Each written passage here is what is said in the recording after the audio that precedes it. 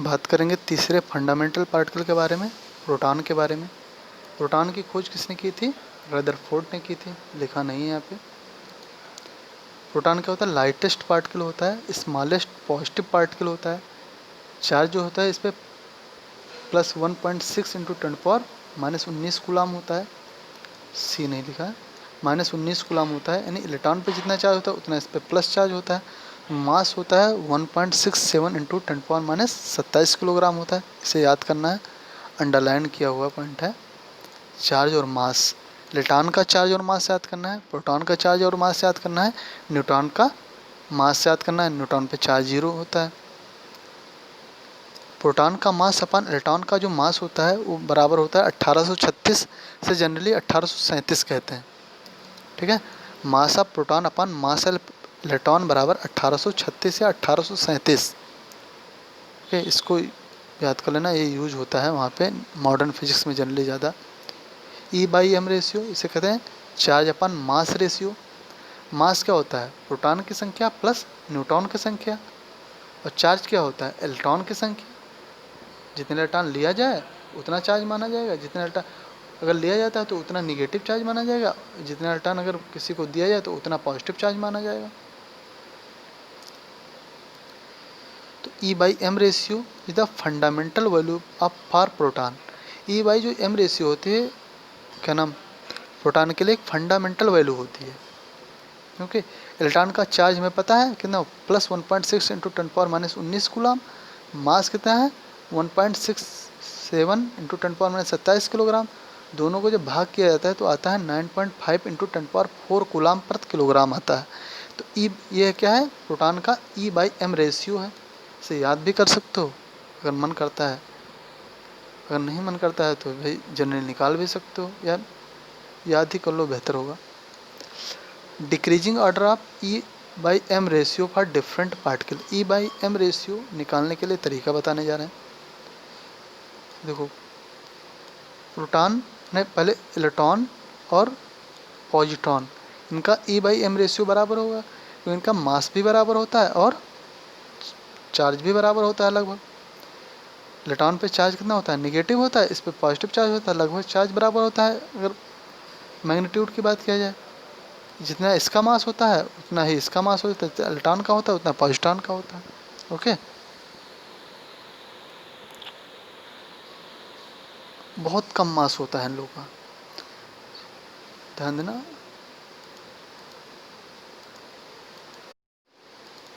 सोचो E/m ratio है, अगर मास कम होगा ना तो E/m रेशियो ज़्यादा होगा।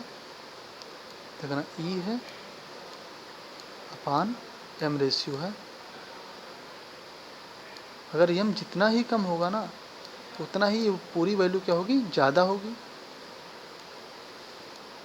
लेकिन उतना ही पूरी वैल्यू क्या करेगी? एक्सीड कर जाएगी। तो जितना मास कम होगा उतना ही वैल्यू ज़्यादा होगी। इलेक्ट्रॉन का मास जो होता है प्रोटॉन के मास से बहुत कम होता है, 1837 टाइम कम होता है। तो इलेक्ट्रॉन का जो E/m रेशियो क्या होगा? ज़्यादा होगा। इलेक्ट्रॉन पर चार्ज प्रोटॉन के चार्ज के बराबर होता है, लेकिन इसका जो मास होता है प्रोटॉन के मास का 1837 गुना कम होता है, इसलिए इलेक्ट्रॉन का E/m रेशियो ज़्यादा होगा प्रोटॉन के E/m रेशियो की वजह से। जो इलेक्ट्रॉन का E/m रेशियो होगा वही रेशियो क्या होगा? पॉजिट्रॉन का होगा, क्योंकि पॉजिट्रॉन का जितना मास इलेक्ट्रॉन का होता है उतना मास पॉजिट्रॉन का होता है। जितना चार्ज इलेक्ट्रॉन पे होता है उतना ही मास, इतना ही चार्ज पॉजिट्रॉन पे होता है।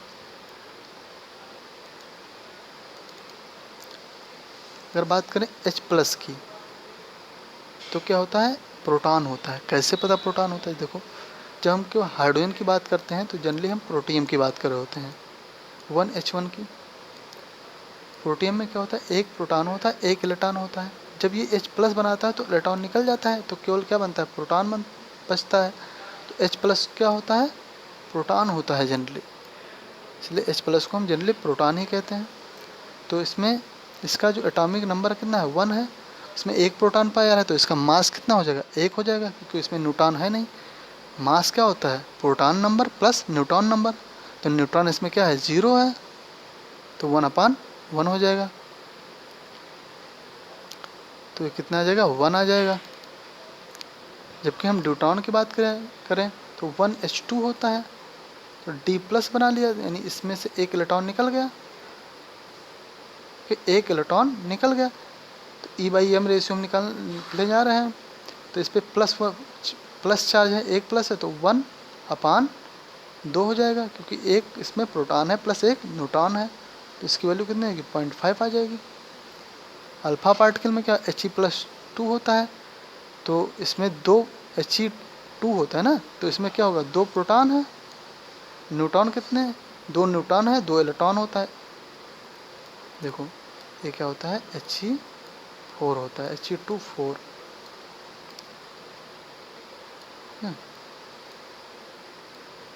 He2 4 होता है, तो इसका मास कितना होता है, 4 होता है ना, और इसमें प्रोटॉन कितना होता है, 2 होता है। तो 2/4 आ जाएगा, तो ये पॉइंट कितना 5 आ जाएगा। हाँ ये भी लगभग 0.5 आ जाएगा। यहाँ देखो यहाँ पे हमने गलत साइन लगा दिया है। जो ड्यूटेरियम होता है, ड्यूट्रॉन जो होता है वो अल्फ़ा पार्टिकल के बराबर रखता है E/M रेशियो। बात करेंगे टाइटेनियम की। टाइटेनियम में क्या होता है, एक प्रोटॉन होता है, जबकि इसका मास नंबर 3 होता है, इसमें 2 न्यूट्रॉन आ जाते हैं। 2 न्यूट्रॉन एक प्रोटॉन मिलकर इसका मास नंबर कितना हो जाता है, 3 हो जाता है। तो 1/3 कर देंगे इसमें, तो 1/3 करेंगे तो 0.33 आ जाएगा। और अगर हम न्यूट्रल पार्टिकल की बात करें नाइट्रोजन की, तो नाइट्रोजन पे चार्ज कितना है, 0 है, तो 0 इसका मास नंबर 14 होता है, तो 0/14 बराबर 0 आ जाएगा। तो सबसे ज़्यादा किसका होगा, इलेक्ट्रॉन का और पॉजिट्रॉन का होगा। उसके बाद H+ का, यहाँ देख लो H+ का। उसके बाद ड्यूट्रॉन का होगा, ड्यूट्रॉन के बराबर ही अल्फ़ा पार्टिकल का हो जाएगा। उसके बाद ट्राइटेरियम का होगा, उसके बाद नाइट्रोजन आ जाएगा। तो ऑर्डर निकालना आना चाहिए। ऑर्डर कैसे निकालना रहेगा, इलेक्ट्रॉन अपान मास रेशियो का, चार्ज अपान मास रेशियो, नहीं कितना उस पर चार्ज है अपान मास रेशियो।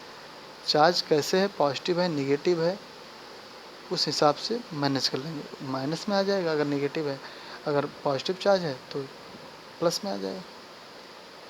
जनरली हम मैग्नीट्यूड की बात करेंगे तो हम माइनस पे ध्यान नहीं देंगे, केवल हम चार्ज के मैग्नीट्यूड पे ध्यान देंगे।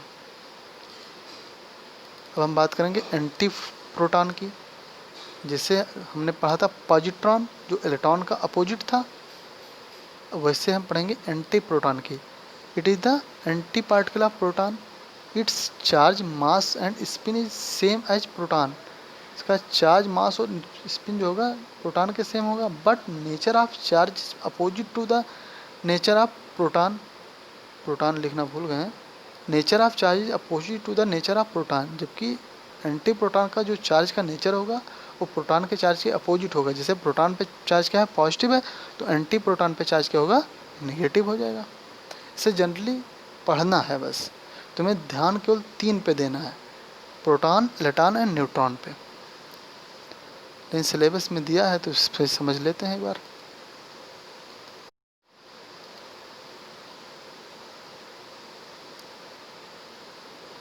तीसरा पार्टिकल हम पढ़ेंगे न्यूट्रॉन की। न्यूट्रॉन की खोज किसने की थी, चैडविक ने किया था 1932 में। It is the chargeless particle, इस पर कोई चार्ज नहीं पाया जाता है, बिना चार्ज का particle. It can not be deflected in the magnetic field and electric field, इस पर कोई चार्ज ही नहीं पाया जा रहा है, तो ना तो इलेक्ट्रिक फील्ड में डिफ्लेक्ट होता है ना तो मैग्नेटिक फील्ड में डिफ्लेक्ट होता है। डिफ्लेक्ट मतलब ना पाथ को बदल लेना, ना इलेक्ट्रिक फील्ड इसका कुछ कर सकता है ना मैग्नेटिक फील्ड कुछ कर सकता है, ये भी कह सकते हो। मास जो इसका होता है लगभग प्रोटॉन के मास के बराबर होता है, 1.67 इंटू 10⁻27 किलोग्राम होता है। It is unstable particle with the half life. जो न्यूट्रॉन होता है क्या होता है, अनस्टेबल पार्टिकल होता है, इसका जो हाफ लाइफ होता है वो 12.8 मिनट होता है। कितना, 12.8 मिनट, हिंदी इंग्लिश पूरा mix. It decay rapidly into the proton and electron, जो न्यूट्रॉन का जो डीके होता है वो प्रोटॉन और इलेक्ट्रॉन में होता है। जैसे हमने एंटी प्रोटॉन पढ़ा था, यहाँ पे हम एंटी न्यूट्रॉन पढ़ लेंगे। Anti neutron,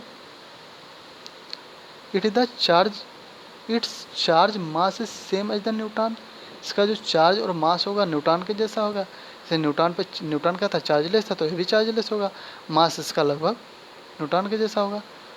and anti particle of neutron, anti particle of neutron है। Magnetic moment of opposite to the direction of they rotate in the one direction, यानी जो इनका मैग्नेटिक मोमेंट होगा वो जिस डायरेक्शन में न्यूट्रॉन का मैग्नेटिक मोमेंट होगा उसके अपोजिट डायरेक्शन में इसका मैग्नेटिक मोमेंट होगा। इसकी डायरेक्शन निकाल नहीं सकते हो, जिसे इसका डायरेक्शन निकालना हम बताएंगे EMI में, इलेक्ट्रोमैग्नेटिक इंडक्शन में बताएंगे। इस पर ध्यान नहीं रखना, बस ये ध्यान रखना है जो एंटी न्यूट्रॉन होता है वो अपोजिट होता है न्यूट्रॉन के। फिजिक्स पढ़ेंगे तो इसको हम डिटेल पढ़ेंगे।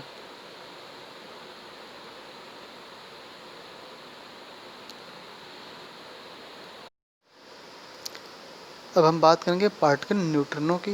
न्यूट्रिनो को न्यू से लिखते हैं। ओके, यहाँ पे गामा जैसा लिख गया है तो ये गलत है, ध्यान रखना। इसे न्यू जैसे लिखते हैं। जैसे देखो यहाँ पे न्यू निकल रहा है, अभी हम बताएंगे। During beta decay neutron break into the hydrogen and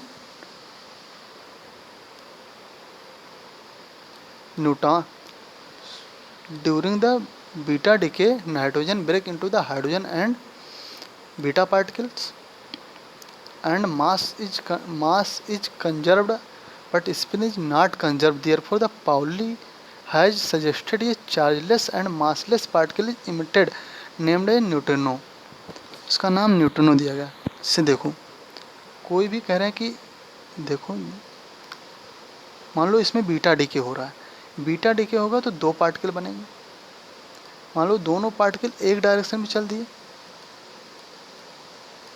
तो इनका मोमेंटम क्या होगा, एक डायरेक्शन में हो जाएगा। इस मोमेंटम को कंजर्व करने के लिए एक कह रहे हैं कि एक पार्टिकल और जनरेट होता है जिसका नाम है न्यूट्रिनो, जो कि इसके अपोजिट डायरेक्शन में चलता है। से इनका जो कंजर्वेशन ऑफ मास एंड जो मोमेंटम है वो बराबर बना रहे। जनरली इनका मतलब यह है कि इनके डायरेक्शन को सेटिस्फाई करने के लिए एक पार्टिकल और जनरेट हो जाता है जिसे कहते हैं न्यूट्रिनो। आप पढ़ोगे समझ में आएगा, देख रहे हैं ना। During beta decay neutron break into the hydrogen plus beta particle comma charge and mass is conserved. इसमें क्या होगा, चार्ज और मास क्या होगा, कंजर्व होगा। But spin is not conserve, क्योंकि इसकी स्पिन क्या होगी, कंजर्व नहीं होगी। इनकी स्पिन को कंजर्व करने के लिए पाउली ने बताया कि एक पार्टिकल और जनरेट हो जाएगा, इसे कहेंगे neutrino. Therefore Pauli suggest that the chargeless and massless particle is emitting named as the neutrino. उसका नाम न्यूट्रिनो रखा जाएगा क्योंकि इनकी दोनों की स्पिन इस साइड में है, इसकी स्पिन इस साइड में हो जाएगी। ठीक है, ओके, ऐसे चलने लगेगा जिससे क्या होगा, स्पिन बैलेंस हो जाएगी। It is the chargeless and massless but has energy and momentum. करें जो न्यूट्रिनो है चार्जलेस है और मासलेस है, लेकिन इसके पास एनर्जी और मोमेंटम है क्योंकि ये चल रहा है। अगर ये चल रहा है तो इसके पास एनर्जी और मोमेंटम है। एनर्जी है तभी चल रहा है वो, और चलने की वजह से क्या आ जाएगा, मोमेंटम आ जाएगा। न्यूट्रिनो है तो इसका एंटी पार्टिकल होगा antineutrino. It is the chargeless and massless, ये भी चार्जलेस मासलेस है, but has the energy and momentum, लेकिन इसके पास भी एनर्जी और मोमेंटम है।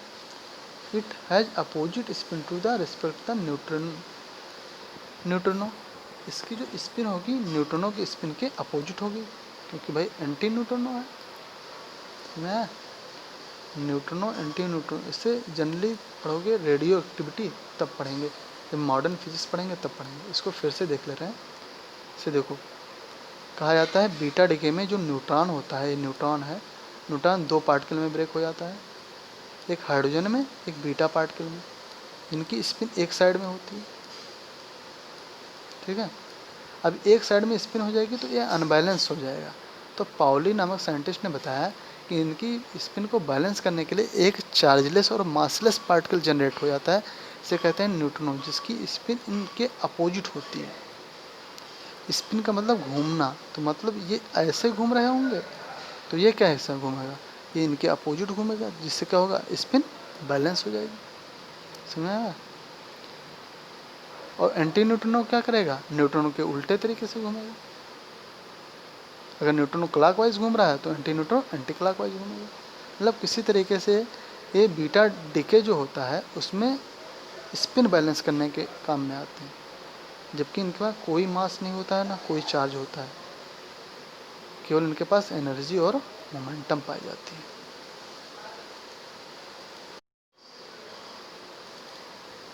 हम 9 नंबर का पार्टिकल पढ़ेंगे पाई मेसॉन, जो कि एक हाइपोथेटिकल पार्टिकल है। इसे मान लिया जाता है to explain the stability of nucleus Yukawa, सीधे याद रखो, Yukawa has proposed a fundamental particle mu meson, but actually in 1947 Powell has, क्या है यार, but in 1947 Powell has named as the pi meson, इसी म्यू मेसान को pi Mason कह दिया। यूकावा एक साइंटिस्ट थे, इन्होंने न्यूक्लियस की स्टेबिलिटी को एक्सप्लेन करने के लिए पाई मेसान का कॉन्सेप्ट लाया, जिसे इन्होंने पहले म्यू मेसान का नाम दिया। अब देखो बात ये आती, इसमें एक क्वेश्चन उठा कि जो न्यूक्लियस है इस पर पॉजिटिव चार्ज है, ठीक है नहीं, हमें पता है कि सेम जो चार्ज के पार्टिकल होते हैं, जैसे देखो प्लस प्लस वाले हैं, तो एक दूसरे को क्या करेंगे, रिफिल करेंगे। तो कहते हैं कि अगर ये न्यूक्लियस है, इसमें केवल प्रोटॉन प्रोटॉन भरे हैं, तो इसमें भाई रिपल्सन होगा, तो न्यूक्लियस क्या करेगा, ब्रेक हो जाएगा, कई टुकड़े न्यूक्लियस के होंगे, 1000 टुकड़े हो जाएंगे। लेकिन भाई ये ब्रेक नहीं होता है, क्यों नहीं होता है? तो यूकावा ने कहा कि उसमें न्यूक्लियस जो होता है इसमें पाई मेसॉन पाए जाते हैं, जो कि इसकी स्टेबिलिटी को बनाए रखते हैं। पाई मेसॉन कॉन्सेप्ट बहुत बड़ा कॉन्सेप्ट है, इसको हम लोगों के सिलेबस में नहीं है, ना पढ़ना है। पाई मेसॉन को कहा था चार्जलेस मासलेस पार्टिकल है, चार्जलेस पार्टिकल है जबकि मास पे होता है सारी, ये बताया जाता है, जो कि हमें नहीं पढ़ना है। बस हमें ये ध्यान रखना है कि यूकावा ने स्टेबिलिटी ऑफ न्यूक्लियस के लिए मेसान थ्योरी लाए थे बस। निम्नलिखित पाई मेसान हो गया, mass of pi plus one pi minus one is इतना, and mass of pi zero is 264 गुणे M E. Mass of electron है ये 274 गुणे एम ई और 264 गुणे M E. Pi minus is the anti particle of the pi plus, pi one कर लो या पाई प्लस वन, क्योंकि पाई जो जीरो होता है anti particle of the pi zero ही होता है।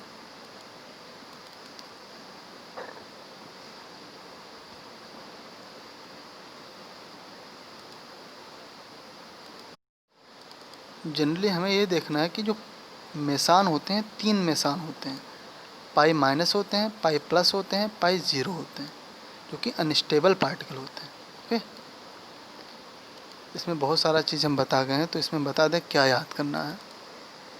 जो मेसान कॉन्सेप्ट लेकर आए थे यूकावा, स्टेबिलिटी ऑफ न्यूक्लियस के लिए लेकर आए थे, जिन्होंने पाई मेसान कॉन्सेप्ट दिया था। जो पाई मेसान होते हैं 3 प्रकार के होते हैं, pi minus one, pi plus one, pi zero. जो पाई माइनस वन जो होता है वो पाई प्लस वन के अपोजिट होता है, जो पाई ज़ीरो होता है वो एंटी पार्टिकल होता है पाई ज़ीरो का ही। तो पाई माइनस वन और पाई प्लस वन का जो मास होता है वो 274 गुणे एम ई होता है, मास ऑफ इलेक्ट्रॉन, जबकि पाई ज़ीरो का जो मास होता है 264 गुणे एम ई होता है। ओके,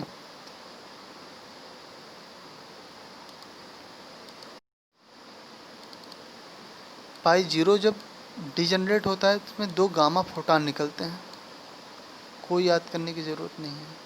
इस कॉन्सेप्ट बस इतना जनरल पॉइंट हमें देख लेना है, जो हमें यूज हो।